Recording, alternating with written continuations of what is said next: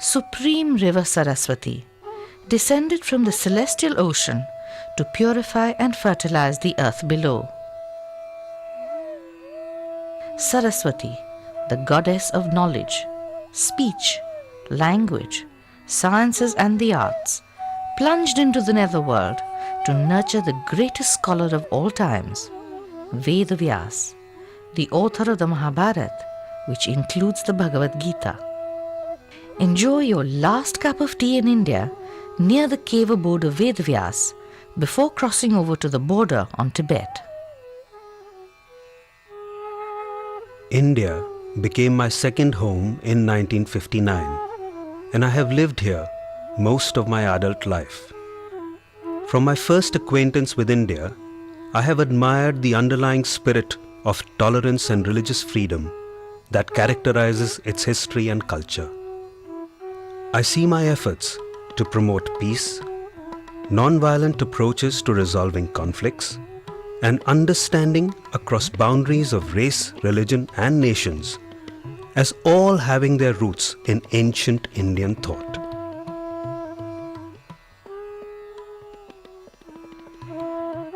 Literally, the word rag means something that imparts color, that evokes a certain mood, a surge of passion or emotion. No one really knows what new forms or shape a rag can take, or whether indeed there is a limit to the range of a rag.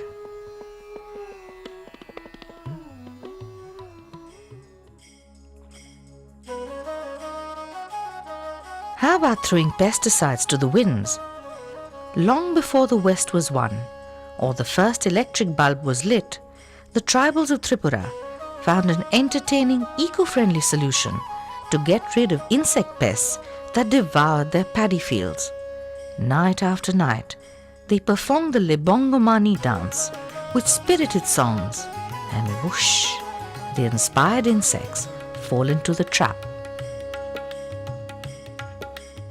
42 celestial nymphs gaze upon you from their filigreed canopies high above, their timeless beauty untouched by the Vandals who once tried to burn down this marvelous temple at Belur in Karnataka.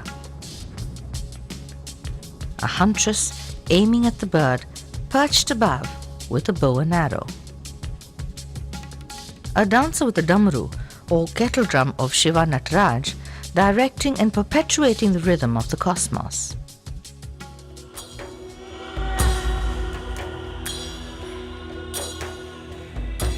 When the tinkling of bells is heard in Saraikela of Singhbhum, the land of lions in eastern India, all differences between the rich and the poor, the Raja and his subjects, vanish. The palace courtyard becomes the venue of chow dance, in which the dancers surrender their ego along with their personalities behind papier-mâché masks. For a whole month, Saraikela goes dance crazy, with his religious dance enlivened with acrobatic and martial strokes.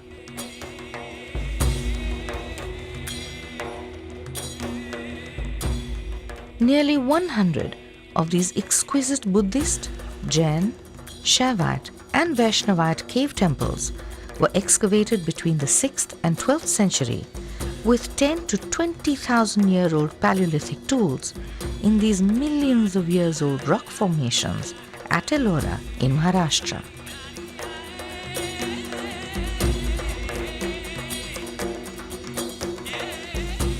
To live with crafts is a practical and meaningful coexistence with beauty, said Mahatma Gandhi, encouraging the economic independence of a housewife while tending to her home and hearth.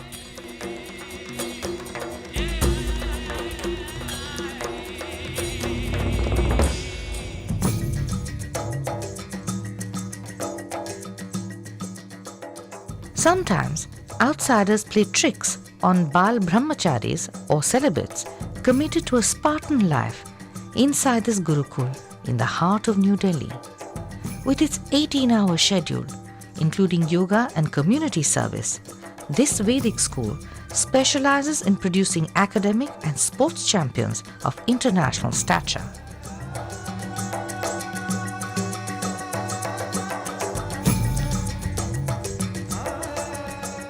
There was a time when kings and princes took pride in their literary and artistic skills. Babur, the founder of the Mughal dynasty, invented a new script called Khat-e-Babri, while his son Humayun always carried a small library with him, even when at war. And Akbar, though not literate himself, commissioned the translation of the Bhagavad Gita, Ramayana, and the Mahabharata into Persian.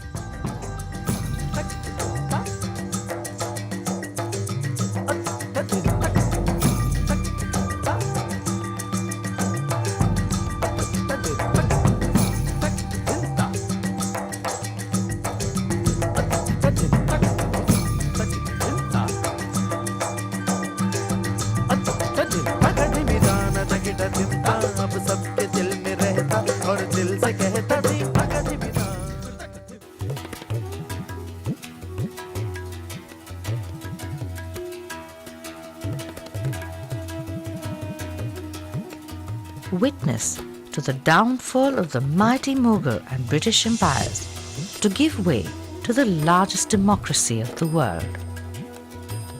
As Mark Twain said, nothing has been left undone, either by man or nature, to make India the most extraordinary country that the sun visits on his rounds. And as the bard declared, if there is a paradise on earth, it is here, it is here, it is here.